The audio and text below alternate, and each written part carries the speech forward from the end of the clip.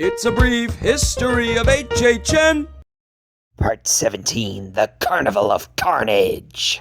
It's 2007 and Mario Galaxy is out. You know what else is out? The Back to the Future ride at the end of this year. Aww. Yeah, I know.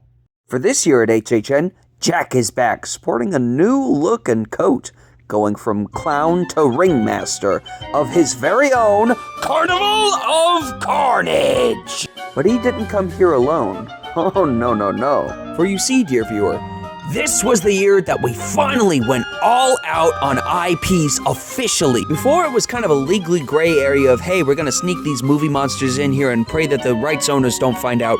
But this year, officially, New Line Cinema loaned the names of 3 of the most notorious slashers of all time: Freddy, Jason, and Leatherface.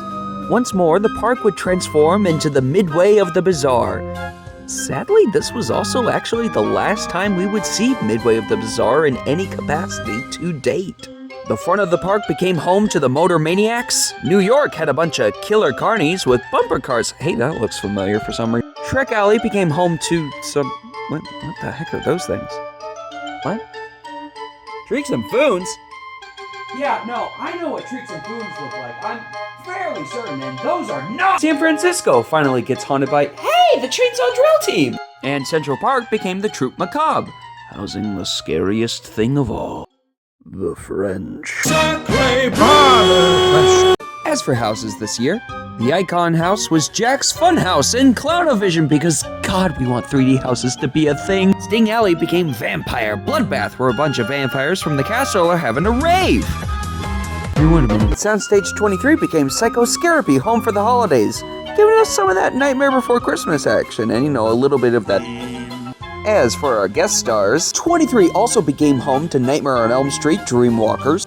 Leatherface stalked around Earthquake in the Texas Chainsaw Massacre Flesh Wounds, based on the 2003 movie, I might add. And the waters of Jaws made Jason feel right at home with Friday the 13th Camp Blood. We had a sprung tent dedicated to the Thing Assimilation, and Soundstage 22 had Dead Silence, The Curse of Mary Shaw. Wow, Dead Silence? Really? We're banking on Dead Silence?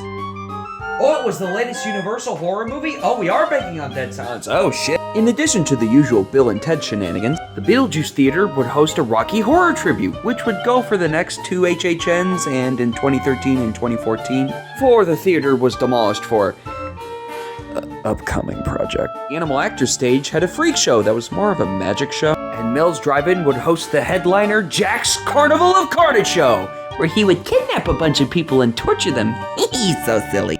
This show was also our introduction to Jack's sidekick, Chance! Oh, wait, she doesn't look like that yet. What did she look like for this show? Oh! Well, the good news is she gets better. Also, yes, she's basically Harley Quinn. Now, her actress Erin Nicole Smith has gone on the record and said that the original impression was supposed to be Baby Firefly from House of a Thousand Corpses, to which I say, yeah, I see it, but she's a clown with a Brooklyn accent torturing people with another clown. That's Harley Quinn! And that was HHN 17. A lot of people would probably say that this is the HHN that put the event on the map for most people. All of these IPs were featured in an official capacity. At the same time, there's a lot of focus on our icon. We've even been starting the event earlier in September and dipping into November a little bit. So yeah, event-wise, we're on a pretty solid run so far. But as for original storytelling, that, my friends, is a story for next year. For now, I hope you laughed. I hope you learned something. I'm Zach, and this has been a brief history of HHN.